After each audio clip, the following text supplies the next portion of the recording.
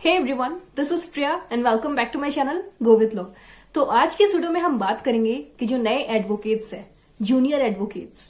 अब कई लोग मुझे बोलते हैं कि मैम जूनियर एडवोकेट्स कैसे हुए। अब देख लीजिए, आप अभी नए नए प्रैक्टिस कर रहे हो तो आप जूनियर ही कहलाओगे। सीनियर एडवोकेट आप तभी कहलाओगे जब आपको प्रैक्टिस के कम से कम भी 7 साल, 10 साल या 15 साल हो चुके होंगे। ठीक है, तो आज का वीडियो बहुत ज्यादा यूजफुल होने वाला है, खासकर जूनियर एडवोकेट्स के लिए, जो नए एडवोकेट्स हैं उनके लिए। तो वीडियो को एंड तक देखिएगा, क्योंकि आज की इस वीडियो में मैं आपको बताऊंगी कि कोर्ट का जो काम है वो नए वकील कैसे सीखेंगे बहुत ही ज्यादा जल्दी। तो वीडियो को प्लीज एंड तक देखिएगा, आज का वीडियो बहुत ज्यादा यूजफुल होने वाला है। और अभी तक आपने मेरे चैनल गो विथ लॉ को सब्सक्राइब नहीं किया है तो जल्दी से सब्सक्राइब करके बेल आइकन को प्रेस कर दीजिएगा, ताकि इसी तरह की यूजफुल वीडियोस के नोटिफिकेशन आप सभी तक पहुंच जाए। तो देखिए, तो आज का हमारा जो टॉपिक है वीडियो का वो ये है कि कोर्ट का काम जल्दी कैसे सीखे। मान लीजिए आप एक सिविल केस स्टार्टिंग से ऑब्जर्व करते हैं सीनियर के साथ रह के, ठीक है। तो आपको क्या लगता है, अगर आप केस के एकदम स्टार्टिंग से लेके एंडिंग तक सारे प्रोसीडिंग्स को अगर आप देखोगे, सिविल केस के जो भी स्टेजेस है, फॉर एग्जाम्पल मान लीजिए सूट फाइल होता है, फिर समन जाता है, तो इस तरह के कई सारे स्टेजेस होते हैं सिविल केसेस के भी और क्रिमिनल केसेस के भी। ठीक है, एक एक स्टेजेस को हम आज डिस्कस नहीं करेंगे, क्योंकि आज मैं आपको सिर्फ यही बताऊंगी, जो मेन मुद्दा है वो यही रहेगा कि जो कोर्ट का काम है वो जल्दी कैसे सीखते हैं। ठीक है, तो देखिए, सिविल केसेस से मान लीजिए डिस्पोज होने में, स्टार्टिंग से लेके एंड तक एक केस को डिस्पोज होने में 4 से 5 साल लगते हैं सिविल केस को। और जो फौजदारी मामले होते हैं, क्रिमिनल मैटर जो होता है, उस केस को डिस्पोज होने में 8 से 9 साल भी लग सकते हैं, 10 साल भी लग सकते हैं, कभी कभी 6 साल में भी केस डिस्पोज ऑफ हो जाता है। तो ध्यान से सुनिएगा, ठीक है। तो अगर आपको लगता है कि आप सीनियर के साथ रह के एक चीजों को अगर आप ऑब्जर्व कर करके आप सीख जाओगे जल्दी, तो ये आपकी गलत फहमी है, ऐसा नहीं होगा। ठीक है, और कोई भी सीनियर देखिए आपको हाथ पकड़ के नहीं सिखाएगा कि ये देखो पहले ये होता है, पहले सूट फाइल होता है। अब सूट फाइल कैसे होता है कई लोगों को नहीं पता, प्लेंट कैसे बनता है, प्लेंटिफ कौन है, ये सब चीजों जब नए नए आप कोर्ट में जाते हो तो आपको नहीं पता रहता है। ये सब लीगल टर्म्स है सारे के सारे। तो ये सब देखिए स्टार्टिंग से आपको आपका जो वकील है, जो सीनियर है, वो आपको नहीं सिखाएंगे कि इसको ये बोलता है, सूट ऐसे फाइल किया जाता है, सूट वहां पे फाइल होता है, क्या क्या प्रोसीडिंग्स है। तो ये सब आपको खुद से सीखना होगा, है ना। तो सबसे पहला तो बात यही है कि आपको कोर्ट रेगुलर जाना है। अगर आप नए वकील हैं, आप सक्सेस पाना चाहते हैं लिटिगेशन में, कोर्ट के काम में, तो आपको फर्स्ट इंपॉर्टेंट पॉइंट यही है कि कोर्ट आपको रेगुलर जाना है। ठीक है, ऑनलाइन में सर्च करते रहिए, कई सारे वीडियोस अवेलेबल है, कई सारे बुक्स अवेलेबल है, ठीक है ना, कई सारे जजमेंट्स है, वो सब पढ़िए। ठीक है, तो पहला बात तो यही है कि अगर आपको एक कोर्ट का काम जल्दी सीखना है, बहुत ही जल्दी, तो आपको रेगुलर कोर्ट जाना होगा। 6 महीने आपको अच्छे से देना होगा अपने, अगर आप सिविल कर रहे हो तो उसमें दो, क्रिमिनल कर रहे हो तो आप उसमें दो। ठीक है ना, तो कोर्ट रेगुलर आपको जाना ही है, कोर्ट आपको मिस नहीं करना है। कोर्ट भी जाइए और प्लस जो चैम्बर है, ऑफिस है, वो भी आपको विजिट करना है। अगर आप रोज विजिट नहीं कर पा रहे हो तो आप हफ्ते में 3 दिन विजिट करो, हफ्ते में 4 दिन विजिट करो। ठीक है, हाँ, तो ये तो हो गया। तो मान लीजिए अब हम बात करते हैं क्रिमिनल केस के बारे में। क्रिमिनल केस में कई सारे स्टेजेस होते हैं ना। फॉर एग्जाम्पल कुछ स्टेजेस को देखिए हम डिस्कस करेंगे आज आपके सामने। ठीक है, सबसे पहले क्रिमिनल केस में क्या होता है, ऑफेंस कमिट होता है। भाई जब तक कोई ऑफेंस कमिट नहीं होगा, कैसे होगा, जो स्टेजेस है वो आगे कैसे बढ़ेंगे, है ना। सबसे पहले क्या होता है, अपराध घटित होता है, यानी कि सबसे पहले क्या होता है, ऑफेंस कमिट होता है। ऑफेंस कमिट होने के बाद क्या होता है, इसमें यह देखा जाता है कि ऑफेंस कॉग्निजिबल हुआ है या नॉन कॉग्निजिबल हुआ है। ठीक है, तो मान लीजिए अगर कॉग्निजिबल ऑफेंस है तो पुलिस के पास ये पूरा पावर है कि वो विदाउट वारंट भी किसी को अरेस्ट कर सकते हैं।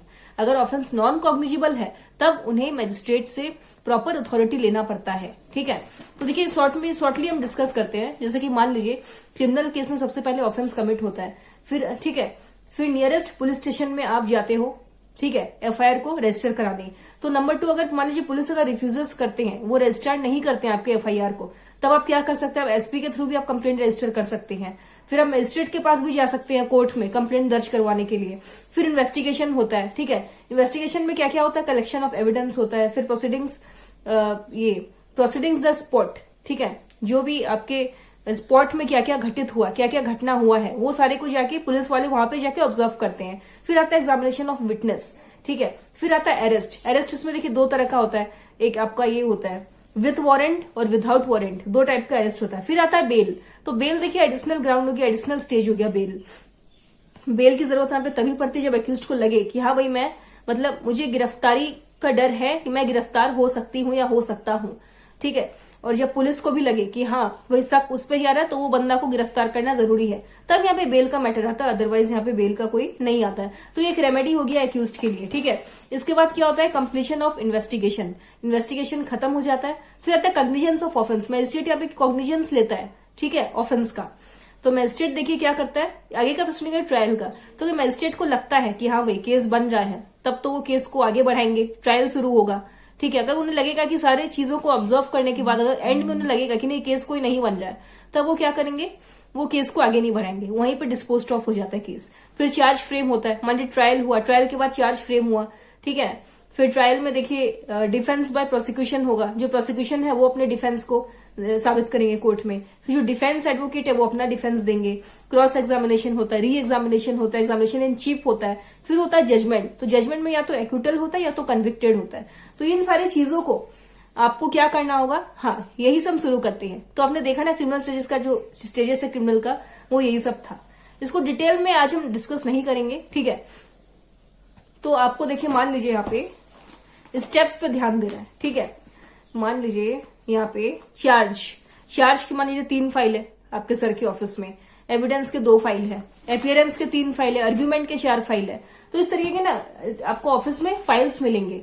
फिर स्टेप्स, कितना स्टेप्स लिया, स्टेप्स क्या लिया, तो आपको अपने सीनियर के साथ रह के ना स्टेप्स को ऑब्जर्व करना है। जैसे मान लीजिए एक क्रिमिनल जो स्टेज है ना, क्रिमिनल केस का जो स्टेज होता है, जो हमने डिस्कस किया अभी, इसको डिस्पोज ऑफ होने में ना 7 से 8 साल लगते हैं। तो ये सारे स्टेजेस को एक एक करके ऑब्जर्व करना आपके लिए पॉसिबल नहीं होगा, इसीलिए मैंने आपको स्टेजेस बताए। तो अब इन स्टेजेस को आप कैसे पढ़ोगे, कैसे ध्यान में रखोगे, आपको एक एक स्टेजेस का आपको स्टेप्स देखना होगा, ठीक है। स्टेप्स आप ऑफिस में देख सकते हो, आप पीडीएफ भी निकाल सकते हो स्टेप्स का, ठीक है। कई एडवोकेट्स अलाउड नहीं करते हैं, कई सीनियर ऐसे हैं जो अलाउड नहीं करते कि भाई उनका स्टेप्स क्यों ले कोई भी, है ना। तो आप देखिए बताना ही क्यों है, सीनियर को बिना बताए भी आप ले सकते हो ये, ठीक है। 100, 200, 500 रुपए का खर्चा आता है इसमें। जल्दी काम सीखना है तो आपको ये करना होगा, ठीक है। कोर्ट रेगुलर विजिट करना है। नंबर 2, ये जो स्टेजेस मैंने बताए, क्रिमिनल स्टेजेस के जो भी थे स्टेजेस जो मैंने आपको बताए, डिस्कस किए अभी शॉर्टली, इनका स्टेप्स आपको देखना है। स्टेप्स बहुत ही ज्यादा इंपॉर्टेंट है, स्टेप्स आपको कोर्ट में मिल जाएगा, ठीक है। उसके बाद आपको देखना है ऑर्डर शीट, जो ऑर्डर शीट होता है ना जो कोर्ट में दिया जाता है। कोर्ट में जाके आप बोलो कि भाई मुझे ऑर्डर देखना है इस केस का, केस नंबर बोल दो आप, ठीक है, केस नंबर बोल दो, पार्टी का नाम बोल दो, वो आपको दे देंगे ऑर्डर। तो ऑर्डर को पढ़िए, जजमेंट को पढ़िए, क्या जजमेंट आया किस केस में, और स्टेप्स पे ध्यान दीजिए। स्टेप्स को आप कॉपी करिए, आप फोटोकॉपी निकाल सकते हैं स्टेप्स का, आप पीडीएफ में भी उसको ले सकते हैं स्टेप्स को, ठीक है। और इसमें देखिए एक बात और आता है, अगर जो नए वकील अगर वो सक्सेस होना चाहते हैं ना, तो उसमें देखिए घर वालों को भी सपोर्ट करना पड़ता है।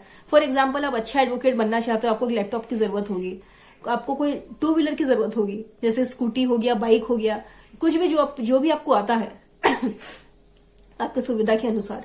तो इन सब चीजों का देखिए ध्यान रखना पड़ता है, घर वालों को भी उन्हें थोड़ा सपोर्ट करना पड़ता है, तभी आप अच्छा वकील आप बन पाओगे और जल्द से जल्द आप कोर्ट का काम सीख पाओगे।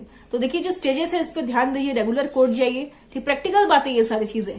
तो ये जो स्टेजेस मैंने आपको बताए, इनके स्टेप्स पे आपको ध्यान देना, तब आप जल्द से जल्द कोर्ट का काम सीख जाओगे।